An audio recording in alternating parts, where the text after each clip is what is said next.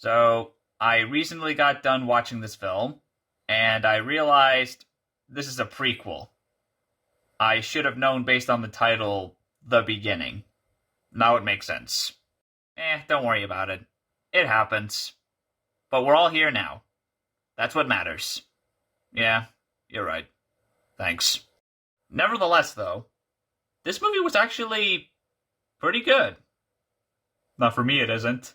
To me, though, the movie was okay, but I don't really think it was needed, to be fair. Because I feel like the movie only existed just to explain certain things. Like how Leatherface became who he is, how Arlie Ermey's character became a sheriff, and how one of Leatherface's family members lost his legs. I get what you mean.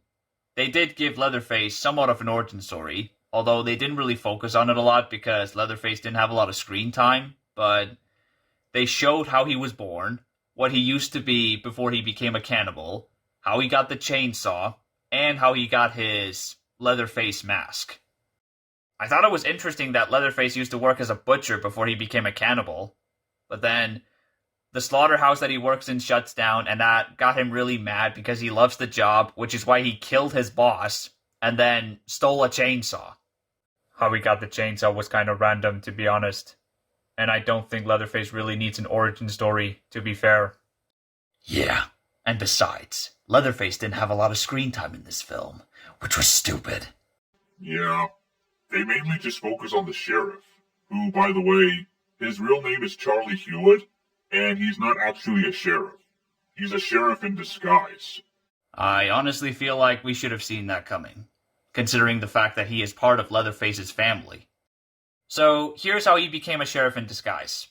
There was a real sheriff, who was attempting to arrest Leatherface for the murder of his boss. Then he came to Charles's house, asking him some questions. Then he took Charles with him, not as a suspect, but to help him find Leatherface. After that, they found Leatherface. And as soon as the sheriff was about to arrest him, Charles killed the sheriff with a shotgun. And then he stole his uniform. And I'm just gonna say this. That sheriff, the real sheriff, was really dumb. Especially during his scenes with Charlie. Because, first of all, why would he bring Charlie with him without knowing who he really is first? Second of all, if he thinks that first part is smart, why would he let him sit on the front seat of a police car? I don't think any cop or a sheriff would be dumb enough to do that. Third of all, and this is probably the dumbest part of them all, why would he leave a shotgun in the car with Charlie where he can easily pick it up? I thought sheriffs know better than to leave a weapon next to a stranger, especially without knowing who they really are first. I guess that's a lesson we learned today. If you're gonna leave a weapon next to a stranger, make sure that stranger is not a psychopath. Now, on to the main protagonists. In this movie, there are 4 of them. We have the main protagonist, Chrissy, along with her boyfriend, Eric, Eric's brother, Dean, and Dean's girlfriend, Bailey.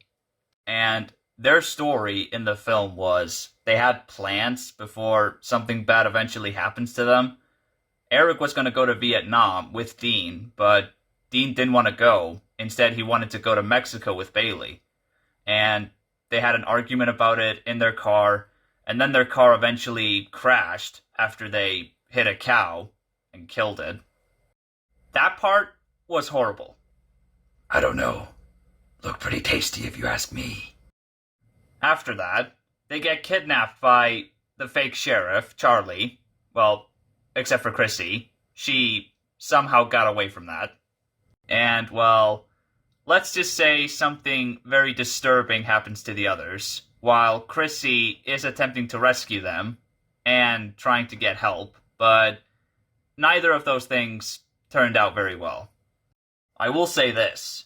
The movie was a lot gorier than the 2003 film. And yes, it was a lot gorier than the very first film from the 70s, even though that film was a lot better. Yeah, the film definitely had a pretty good amount of gore. It's just, I feel like most of the kills were kind of predictable. And you know how usually in slasher films, at least one of the main protagonists survives, if not two? Sometimes there's three. In this movie, however, none of the main protagonists survive. Not even Chrissy. Because as soon as we thought that she escaped from Leatherface when she stole a car and drove away, Leatherface followed her and killed her with his chainsaw. Well, considering this is a prequel, I expect nothing less. Speaking of which, Chrissy's death scene was honestly pretty stupid. And she should have seen it coming just by hearing it, because chainsaws, they make a lot of noise, even if they're not in full power. Maybe she was so traumatized that she wasn't paying attention to the noise? I don't think that makes a lot of sense, Emmett. Anyways, I think that'll be it for the review. I'm gonna rate this movie a 7 out of 10. And now, let's find out what movie we're gonna review next. The next movie we'll be reviewing is...